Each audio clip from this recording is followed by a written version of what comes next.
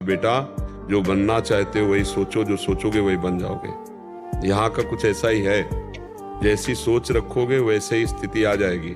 जैसी स्थिति पाना वैसी सोच रखो, मस्त रहो। विवेकी वही है जो संतुष्ट है इनके नवा, हर स्थिति में मन को प्रसन्न रखता है। भगवान जब जिताते हैं ना तो उनका खेल ही अलग रहता है। इसलिए आप भगवान का भरोसा रखो। भगवान के भरोसे से आज तक किसी का अहित नहीं हुआ, इतिहास साक्षी है। अगर हम किसी से पलटकर थैंक यू सुनना चाहेंगे तो हमको दुखी होना पड़ेगा।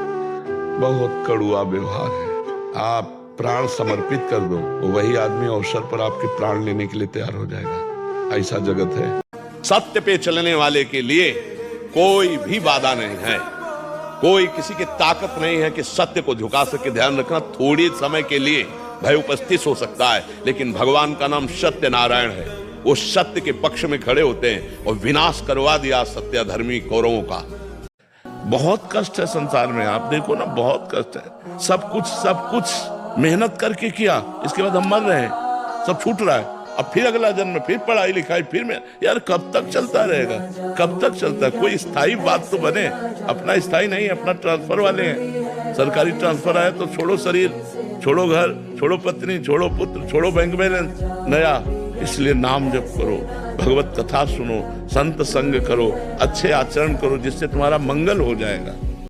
कुछ बातें ऐसी होती जो केवल सहनी पड़ती है। शांत सह जाओ, वो देगा, मालिक कहीं से दे देगा। वो बहुत विधान करने वाला है। हमें तो लगता है लड़ाई झगड़ा छल कपट इसमें सब ठीक नहीं है। शांति से सह जाए तो अच्छा है। और जब ऊपर जो बैठा हुआ सबके देख रहा है, वो जब देख लेगा ना, और वो जब न्याय करेगा तो विध्वंस हो जाएगा सामने वाला।